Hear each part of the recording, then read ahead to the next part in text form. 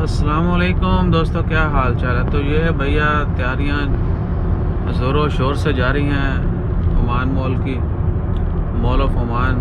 और कहा जा रहा है कि ये ओमान का सबसे बड़ा मॉल होगा और कोरोना की वजह से ये 1 साल तख़ीर होगी इसकी ओपनिंग में।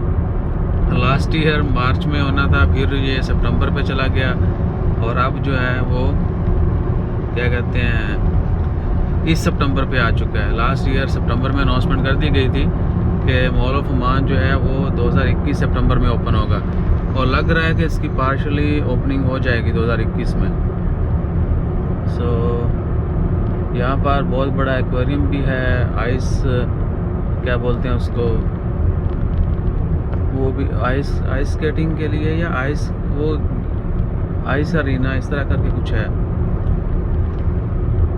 तो सड़कों के जाल बिछाए हुए हैं इधर उधर भाई यहाँ पर एंट्री के लिए। ये देखें, ये ब्रिज भी। और दूसरी तरफ देखें, मौसम गर्मी की वजह से जो है ना, ये शायद वो ह्यूमिडिटी होती है, ये धुआं धुआं सा नज़र आता है। तो भाई फटे जो है ना वो गर्मी भी है, और दूर से तो स्पेशली नए बंदे को तो ऐसे लगता है शायद कोई आंधी आ गई, मट्टी का तूफान है लेकिन ऐसा नहीं।